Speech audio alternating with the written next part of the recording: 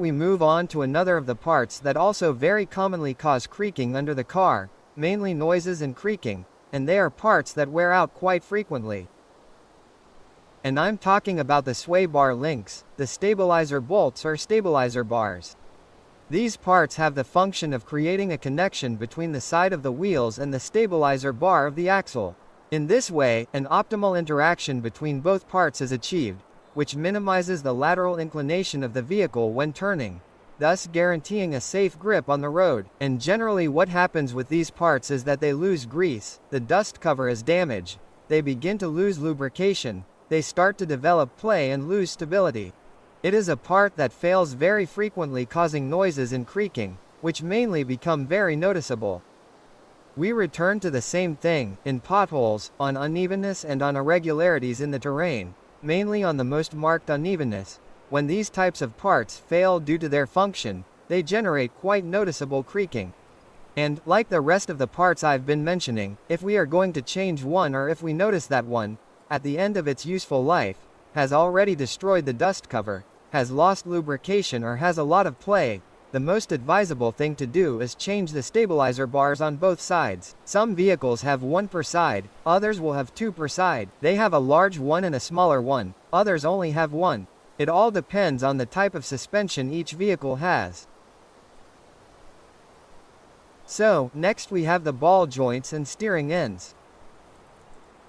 These parts are very important for the vehicle's steering system and are basically what connects the rack and pinion or the wheel rack and are what transmits the turn that we are going to make with the steering wheel to the tires.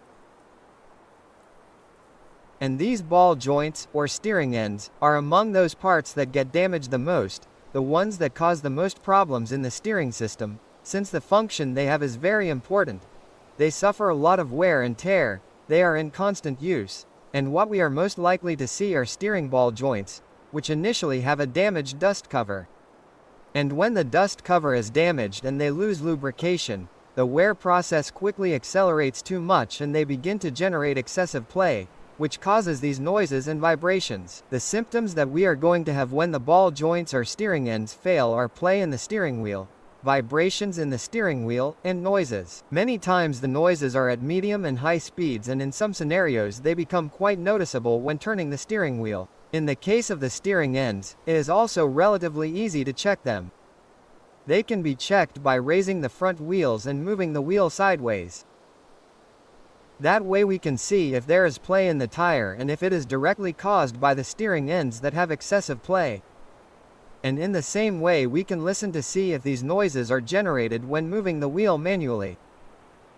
It is also easy to visually notice when the ball joints are losing lubrication, when they are loose, damaged, and when the dust cover is also broken or completely destroyed. These are very clear signs that the steering end is damaged and needs to be replaced. Additionally, we must also mention that when replacing the steering end on one side, it is best to replace both at the same time. Oh,